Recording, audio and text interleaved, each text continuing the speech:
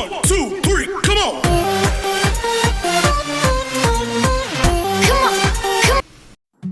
ప్రపంచాన్ని గడగడలాడిస్తున్న corona virus Hindi నిబంధనను ఈ వీడియో ద్వారా విద్యార్థుల సౌకర్యార్థం హిందీ తెలుగు భాషల్లో వివరించడం జరిగినది.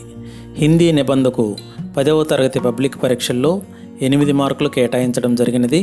కనుక విద్యార్థులు ఈ వీడియోను చక్కగా చూసి విని చదివి మంచి మార్కులు తెచ్చుకుంటారని నేను ఆశిస్తున్నాను.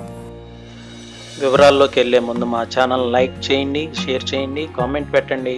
ఇంకా సబ్స్క్రైబ్ చేయని ఉపాధ్యాయులు, స్నేహితులు మరియు విద్యార్థులు తప్పనిసరిగా సబ్స్క్రైబ్ చేయవలసిందిగా కోరుతున్నాను. कोरोना वायरस हिंदी निबंध. प्रस्तावना. कोविड-19 एक विषाणु जनित रोग है. कोविड-19 ఒక వైరల్ వ్యాధి. इसने महामारी का रूप ले लिया है. ఇది అంటువ్యాధిగా రూపాంతరం చెందింది. इसका संक्रमण दुनिया भर में तेजी से फैल रहा है. ఈ వ్యాధి ప్రపంచవ్యాప్తంగా వేగంగా వ్యాపిస్తుంది. इसका संक्रमण दिसंबर 2019 में चीन के वुहान में शुरू हुआ था. ఇది డిసెంబర్ 2019 చైనా దేశం యొక్క వుహాన్లో ప్రారంభమైనది. यह श्वसन तंत्र को बुरी तरह से प्रभावित करती है. ఇది శ్వాసకోశ వ్యవస్థపై చెడు ప్రభావాన్ని చూపిస్తుంది. इससे रोगी की मृत्यु भी हो जाती है. దీని వలన రోగి కూడా మరణించవచ్చు. विषय विस्तार.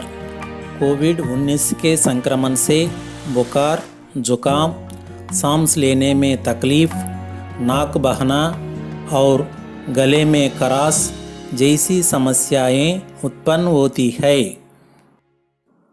कोविड-19 వ్యాధి వలన జ్వరము, జలుబు, శ్వాస తీసుకోవడంలో ఇబ్బంది, ముక్కు కారడం మరియు గొంతులో మంట మొదలైన సమస్యలు ఉత్పన్నమవుతాయి.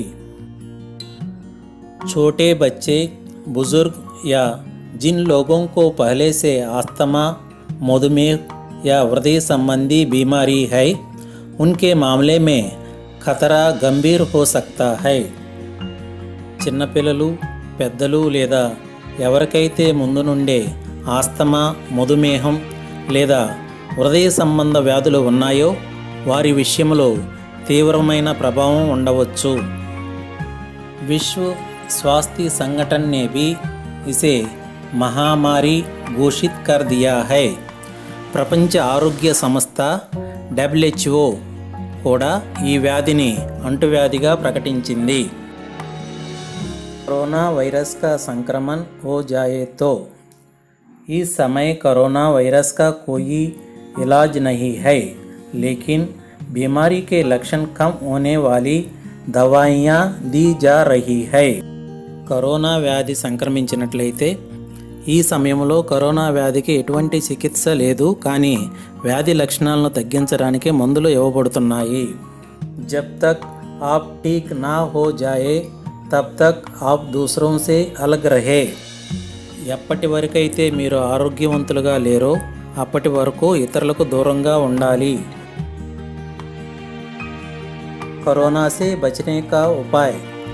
हमेशा अपने हाथों को साबुन से धोते रहना चाहिए. ఎల్లప్పుడూ మీ చేతులను సబ్బుతో శుభ్రపరచుకుంటూ ఉండాలి. ఆల్కహాల్ ఆధారిత హ్యాండ్ రబ్ का इस्तेमाल भी की जा सकता है. ఆల్కహాల్తో తయారైన ద్రవంతో చేతులు శుభ్రపరచుకోవాలి, అనగా శానిటైజర్ను వాడుతూ ఉండాలి. खांसते और छींकते समय नाक और मुंह रुमाल या टिश्यू पेपर से ढककर रखना चाहिए. దగ్గేటప్పుడు మరియు తుమ్మేటప్పుడు ముక్కు మరియు నోరు రుమాలతో లేదా టిష్యూ పేపర్తో మూసుకోవాలి. जिन व्यक्तियों में कोल्ड और फ्लू के लक्षण हो उनसे दूरी बनाकर रखें.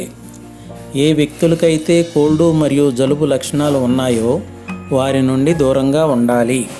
अपने मुंह को बार बार ना छूए, నోరును ప్రతిసారి తాకకూడదు. एक दूसरे से 1 मीटर की सामाजिक दूरी बरतनी चाहिए. వ్యక్తికి మధ్య 1 మీటర్ సామాజిక దూరం పాటించాలి. లోగోं से हाथ ना मिलाए, ప్రజలతో చేతులు కలపకూడదు, అనగా షేక్ హ్యాండ్ ఇవ్వకూడదు. మాస్క్ పహననా చాహియే, మాస్క్ ధరించాలి. గరం పానీకో సేవన్ కరే, గోరువెచ్చని నీరు సేవిస్తూ ఉండాలి. अपने रोग प्रतिरोधक क्षमता को बेहतर करे, మన వ్యాధి రెసిస్టివ్ సామర్థ్యం పెరుగుతుంది, అనగా మంచిగా ఉంటుంది. हर दिन पौष्टिक भोजन ले और व्यायाम योग का अभ्यास करें. ప్రతిరోజు పౌష్టిక ఆహారం తీసుకుంటూ వ్యాయామం యోగా అభ్యాసం చేస్తూ ఉండాలి. ఉపసంహార్, కోవిడ్-19 एक जानलेवा बीमारी है. ముగింపు, కోవిడ్-19 ఒక ప్రాణాంతక వ్యాధి. यह कभी भी और किसी को भी हो सकती है. ఇది ఎప్పుడైనా ఎక్కడైనా ఎవరికైనా రావచ్చును. इसलिए संक्रमण की स्थिति में खुद को दूसरों से अलग कर लें और नज़दीकी सरकारी कोविड अस्पताल में सूचित करें. వ్యాధి ఉన్నట్లయితే స్వయంగా ఇతరులకు దూరంగా ఉండాలి మరియు దగ్గరలో ఉన్న ప్రభుత్వ హాస్పిటల్లో తెలియపరచాలి. इसलिए बताई गई सावधानियाँ अवश्य बरतें और सतर्क रहें. ఈ విధంగా చెప్పిన జాగ్రత్తలు తప్పనిసరిగా పాటించాలి.